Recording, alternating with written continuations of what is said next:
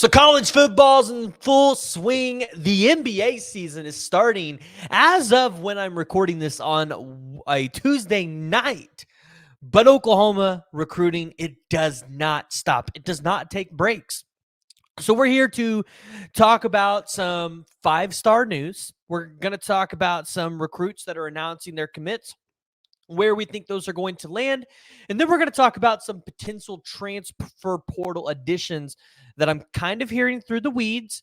We're trying to really dive into it a little bit more. So you guys have to stay tuned a little bit more for that. So this is going to be one. We're going to try to keep it a little bit short, but we're going to try to pack it full of information. So we're going to take care of the normal housekeeping. Make sure you hit that like, you hit that subscribe button. You guys know the drill. All right, that's it.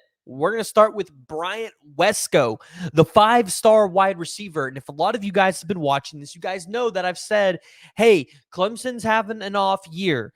Garrett Riley's offense is not what we thought it would be out there at Clemson.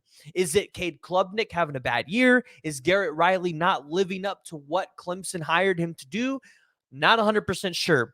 Although we got an affirmation, something like that. You guys fill in the word. From Bryant Wesco saying, while I'm thankful for all the coaches and schools that recruited me, I am 100% locked into Clemson.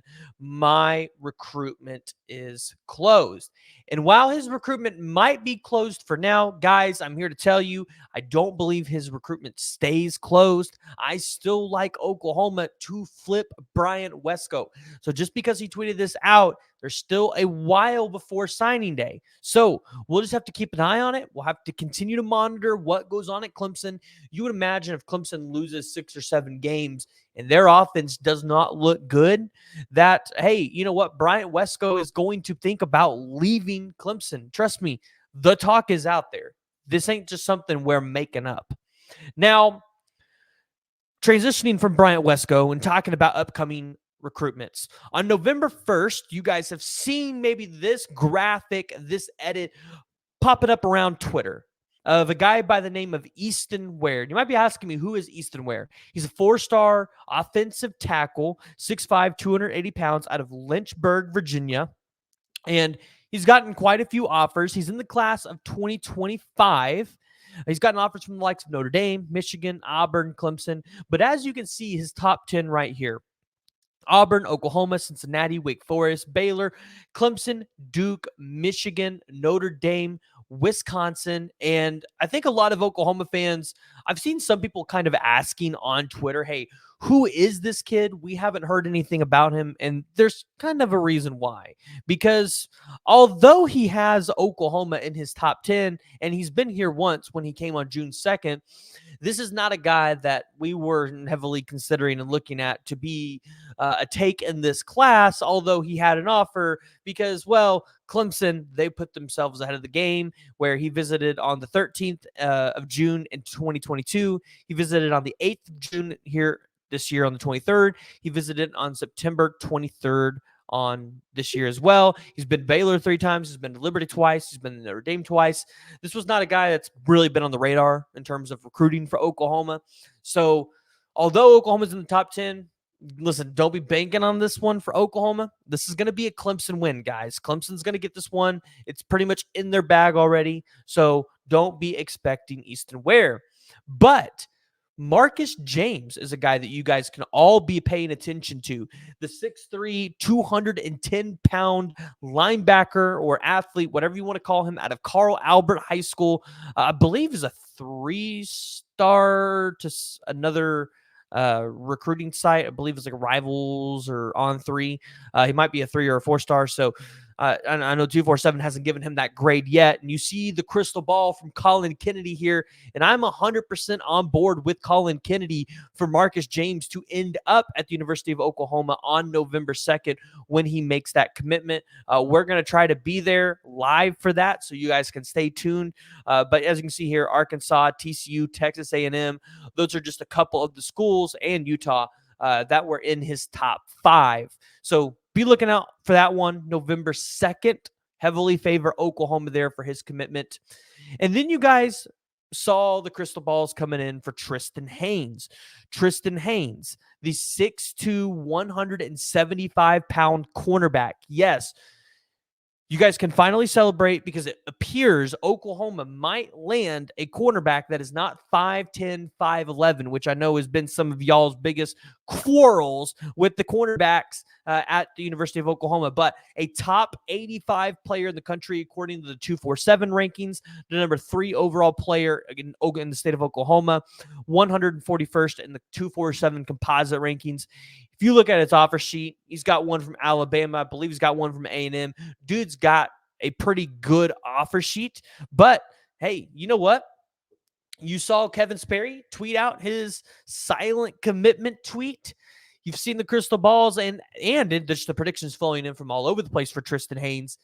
And this is going to be one where, hey, again, just like Marcus James, I favor Oklahoma here. I don't expect this one to last too much longer. I'd expect an announcement to come within the next week or so, but you can see why the staff wants him here when you see his stats. 70 tackles, 3 tackles for loss, 5 pass breakups, 1 fumble recovery, 2 interceptions, 1 punt return for a touchdown, 1 kick return for a touchdown. And Tristan Haynes is having himself a year once again. Now, Reggie Powers, the 6'1", 200-pound safety out of Dayton, Ohio.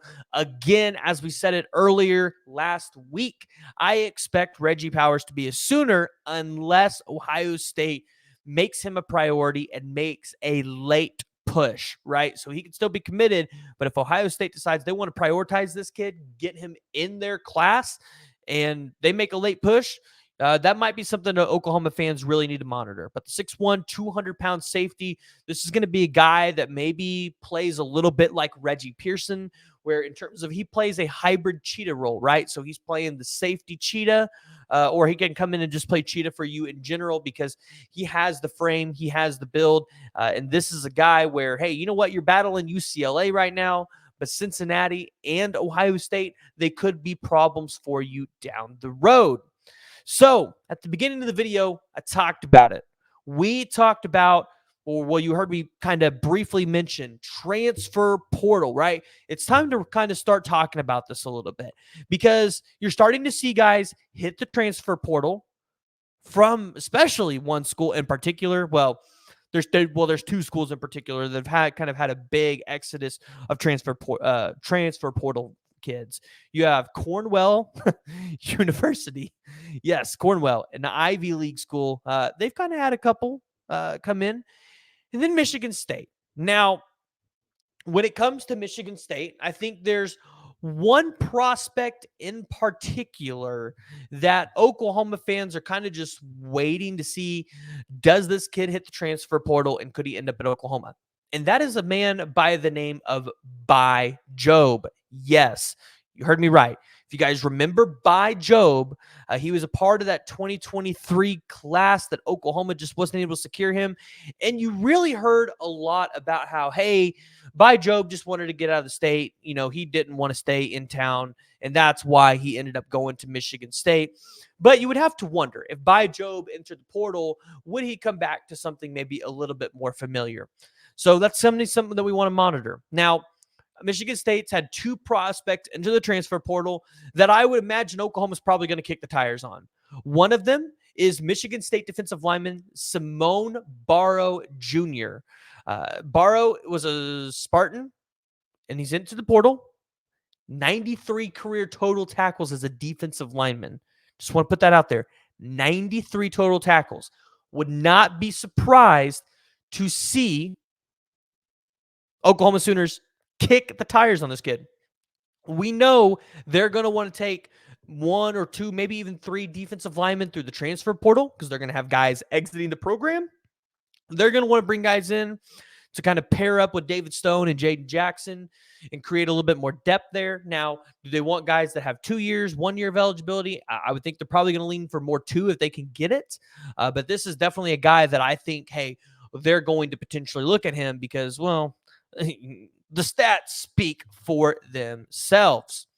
Now, there is another guy that has entered the transfer portal from Michigan State, and it's one that I think a lot of you guys might be familiar with.